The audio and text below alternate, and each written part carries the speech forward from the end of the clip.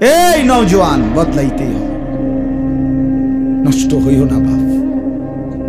তুমি বরবাদ হয়ে গেলে, তুমি চরিত্রহীন হয়ে গেলে এই সমাজ থেমে যাবে না। তুমি মরে গেলেও পৃথিবীতে আলো ফুটবে, রোদ উঠবে, বৃষ্টি হবে, কিন্তু তুমি নষ্ট হয়ে গেলে। হ্যাঁ, মানুষ বড় স্বার্থপর। আমার একটা ওয়াজ আছে, দুনিয়া বড় স্বার্থপর, বড় স্বার্থপর। এতটি সিএনজি আটকাইয়া গেছে, সামনের সিএনজি দেখতেছে সিএনজিওয়ালারা যে এই সিএনজিটা অ্যাক্সিডেন্ট করছে, 3টা লাশ, 2টা লাশ রক্তে ভাইসা গেছে, কিন্তু তবুও কারো হাতে সময় নাই, পাশ কাইটা সবাই চলে যাচ্ছে। হ্যাঁ, কেউ থেমে যায় না। আমার মৃত্যুতে পৃথিবী থামবে না, আমার আপনার মৃত্যুতে পৃথিবী থামবে না। চলমান পৃথিবী চলতেই থাকবে। নদীতে ঢেউ উঠবে, ভাটা আসবে, জোয়ার আসবে, আমি নাই আর কি, আমি নাই, এতটুকুই। কিছুই থামবে না, কিছুই থামবে না। আপনার আমার মৃত্যু যেদিন হবে, খোদার কসম, সেদিনও সংসারের বহু প্রয়োজনীয় জিনিস কেনাকাটা বাকি থেকে যাবে। এটাই সত্য, এটাই সত্য। দুনিয়া রাক্ষস, দুনিয়া অতৃপ্ত। এই রাক্ষস শুধু হা করে, গিলে খায়, আবার হা করে। অতৃপ্ত এক দুনিয়া। ওমা হাযিহিল হায়াতুদ দুনিয়া ইল্লা লাহবু ওয়া লাইব। আল্লাহ বলে, বান্দা শুনো, দুনিয়ার জীবন শুধুই তামাশা, শুধুই খেলা। হাদিসের মধ্যে আছে, মা মিন ইমরিইন নাফাসা ইল্লা কুতিব। নবী সাল্লাল্লাহু আলাইহি সাল্লাম বলে, প্রত্যেকটা মানুষের যে নিঃশ্বাস পড়ে, এই নিঃশ্বাসটাও ফেরেশতা আমলনামার মধ্যে লিখে। ইম্মা ফি তাআতিন ওয়া ইম্মা ফি মাসিয়াতিন।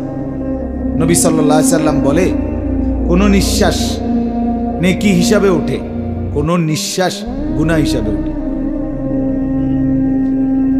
এই এখন আমরা যারা এখানে উপরে নিচে ডানে বামে বসছি, আমাদের প্রত্যেকেরই নিঃশ্বাস আসা যাওয়া করছে কিনা? এই প্রতিটা নিঃশ্বাস আমরা দ্বীনের কথা শুনবার জন্য বসছি। অতএব কসম খোদা, আমাদের প্রত্যেকের ডান কাঁধে নেকি হিসাবে আমলনামার মধ্যে উঠছে। এই মুহূর্তে যারা মদের আড্ডায়, জুয়ার আড্ডায়, নারীর আড্ডায়, জিনা ব্যভিচারের আড্ডায়, টেলিভিশনের নর্তকীর নাচের আড্ডায় অপেক্ষা করছে, যেই যুবক যেই সমবয়সী মিলে আড্ডা দিতেছে, ফুর্তি করছে, অসভ্যতা করছে, মোবাইলে অশ্লীল ছবি, নর্তকীর নাচ, জিনা ব্যভিচারের দৃশ্য দেখছে, কসম খোদার, তার যেই নিঃশ্বাসগুলো পড়ছে, সেই নিঃশ্বাসগুলো পর্যন্ত গুনাহ হিসাবে বাম কাঁধে উঠতেছে। এজন্য বাপ, আমাদের জিন্দেগির 1 সেকেন্ড, 1 পলক আড়ালে নাই, হিসাবে। বাজারে যখন ওই খুচরা বিক্রেতা, তরকারি বিক্রেতা অনেকক্ষণ তরকারি বেচার পরে লাস্টে যখন কইমা আসে, তো মনে করেন সে তাড়াতাড়ি বেসনের লেগা, সে মনে করেন বেগুন তো হইব 1.5 কেজি, কবইও 1.5-2 কেজি হইতে পারে, আন্দাজ আপনি 1 কেজির দাম দিয়ে নেন, আমার 1000 করে দেন, মানে এত হিসাবের দরকার নাইছে, হইব 1.5 কেজির উপরে হইব, আপনি 1 কেজির দামে দেন, ধরেন নেন।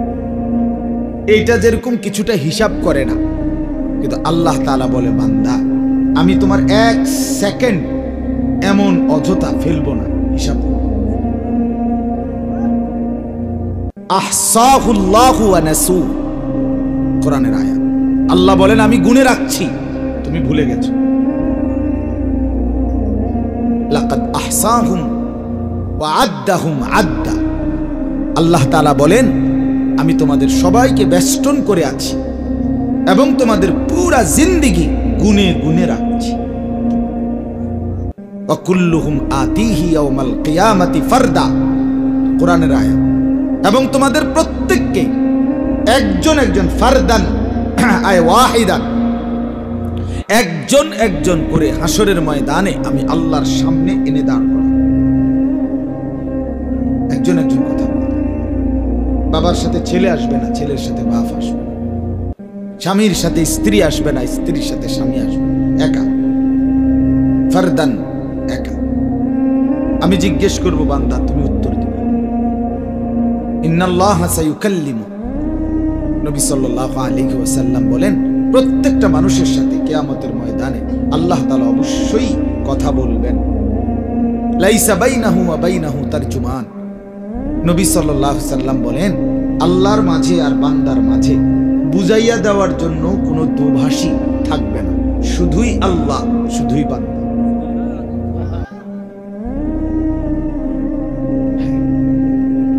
বালিল ইনসানু আলা নাফসিহি বাসীরা ওয়ালাউ আলকা মাআযীরা। কোরআনে আল্লাহ বলে প্রত্যেকটা মানুষ সচক্ষে, আল্লাহ বলেন নিজ নিজ আমলনামা দেখবে, দেখার পরে ওয়ালাউ আলকা মাআযীরা, প্রত্যেকটা নাফরমান পাপী নিজের আমলনামা দেখে আল্লাহর কাছে টালবাহানা করবে, ওজর আপত্তি করবে, আপত্তি করবে নিজের গুলো দেখে, বলবে আল্লাহ এটা ঠিক আছে, আমার নাম আনিসুর রহমান আশরাফি, ঠিক আছে, এগুলা ঠিক আছে, আমারই ফাইল এটা, বাকি যেভাবে মিশা কথা লিখে রাখছি না, মিশা কথা কইছি ঠিক, কিন্তু এইভাবে বুঝি মানুষ মিশা কথা।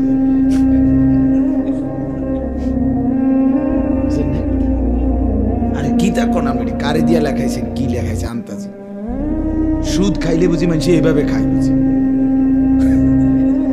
কি তো কোন আল্লাহ, আমি কতটি পৃষ্ঠা উল্টাইলাম, একটা পৃষ্ঠার মধ্যে একটা ভালো টাকা পাইলাম না,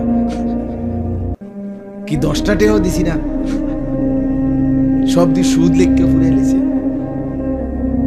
মানে এরকম মাআযীরা অর্থ হলো আপত্তি করে, নাফরমান। আল্লাহ আমি তো নামাজ পড়ি নাই, এটা আমিও মানি, শুক্র শনি রবি সোম মঙ্গল বুধ বৃহস্পতি পড়ি, কিন্তু শুক্রবারে যে 2 রাকাত পড়ছিলাম এটা কই, এটাও দি নাই। আরে কি ডাকাতি দিয়ে লেখাইলেন আপনি, এই যে বেটা কি রব্বুল আলামিন বলবে আরে বাটফারি, অভ্যাস ভালো হয়েছে না হাত্তা ইদা মা জাউহা, এরপরে রব্বুল আলামিন বলেন যখন নাফরমানকে হাসরের ময়দানে আনা হবে, শাহিদা আলাইহিম সামউহুম ওয়া আবসারুহুম ওয়া জুলুদুহুম বিমা কানু ইয়ামালুন। রব্বুল আলামিন বলে বান্দা প্রত্যেকটা নাফরমান পাপীর বিরুদ্ধে তার কান, তার চোখ এবং তার সারা দেহের চামড়া, তার সারা জিন্দেগীর কর্মের বিরুদ্ধে সাক্ষী দেবে। আল্লাহ বলবে বাটপার তুই মুখ বন্ধ কর, ফেরেশতা তারে সিলগালা কর, আল ইয়াউমা নাখতিমু আলা আফওয়াহিহিম, এ মিথ্যক আজ হাসরের ময়দানেও বাটপারি করছে, বন্ধ কর তার মুখ, মোহর মেরে দে তার মুখে। আর আল্লাহ বলবে সারা দেহের অঙ্গ প্রত্যঙ্গ, এই তোরা কথা বল, তোরা বল। আল্লাহ বলবে এই বান্দা তুমি তো ভেবেছিলে সারা পৃথিবীর থেকে গুনাহ অপরাধ পাপ দুর্নীতি চুরি ডাকাতি জেনা ব্যভিচার অসভ্যতা গোপন করেছিলে, তুমি ভেবেছিলে র‍্যাব জানে না, পুলিশ জানে না, বিজিবি জানে না, মেম্বার জানে না, চেয়ারম্যান জানে না, এমপি জানে না, মা জানে না, বাপ জানে না, পাড়া পড়শি কেউ জানে না। যুবক তুমি মনে করেছিলে রাত 2টা বাজে লেফের নিচে কম্বলের নিচে উলঙ্গ ছবি নর্তকীর নাচ জেনা ব্যভিচারের দৃশ্য সারা রাত দেখেছিলে, তুমি মনে করছো কেউ দেখে না, কেউ জানে না, কিন্তু আল্লাহ তাআলা বলেন ওমা কুনতুম তাস্তাতিরুনা আন ইয়াশহাদা আলাইকুম সামউকুম ওয়ালা আবসারুকুম ওয়ালা জুলুদুকুম। আমার বান্দা কান চোখ দেহ অঙ্গ যেটা তোমার শরীর, তুমি তো ভাবছিলে এটা তোমার, কিন্তু তুমি তো জানতে না এটা আমার, এটাকে আড়াল করবা কেন?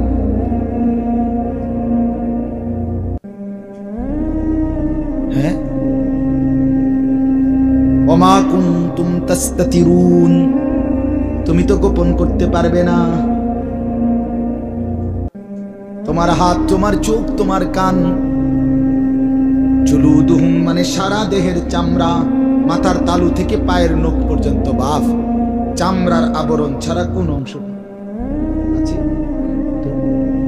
এটাকে আড়াল করো না, এটা কেমনে করবা? আপনার বাফের ক্ষমতা আসেনি, কথা বলেন না কেন? কারো ক্ষমতা আছে নিজের দেহের অঙ্গ আলাদা করা? তাইলে আল্লাহ বলেন সেটাই সাক্ষী।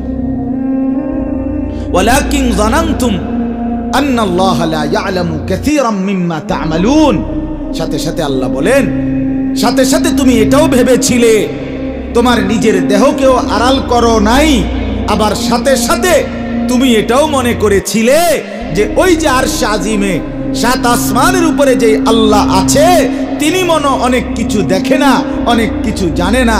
আল্লাহ বলেন ওয়াদালিকুম যান্নুকুম বিল্লাযী যানানতুম বিরাব্বিকুম আরদাকুম। এই বেঈমান, আল্লাহর ব্যাপারে তোর এই দুর্বল ধারণা আজকে তোরে বরবাদ করে দিবে। আল্লাহ কি সাধারণ মনে করছিস? তুমি মনে করছো চেয়ারম্যান ধরলে ছাড়বে না? আল্লাহ আর কি কইব? আল্লাহ কই এখন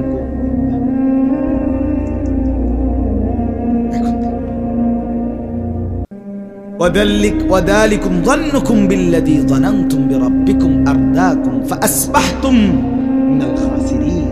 আল্লাহর ব্যাপারে দুর্বল ধারণা করেছিলে আর নিজের দেহের অঙ্গ প্রত্যঙ্গকে গোপন করতে পারো নাই, অতএব এই কারণে আজকে তুমি ক্ষতিগ্রস্ত জাহান্নামীদের অন্তর্ভুক্ত হলে। এরপরে একটা চূড়ান্ত কথা আল্লাহ বলছে ফাইন আসবিরু, কোরআনের আয়াত, ফাইন আসবিরু ফান্নারু মাসওয়াল লাহুম ওয়া ইন ইসতাতিবু ফামা হুম মিনাল মুতাবিন। শুনতেছেন আপনারা? আল্লাহ বলে অতএব নাফরমান, তোমার দেহ যখন সাক্ষী দিল, এবার তুমি যদি আবার কথাও বলো তাইলেও ফিডা, তুমি যদি চুপ থাকো তাইলেও ফিডা। খোদার কসম এটাই আয়াত।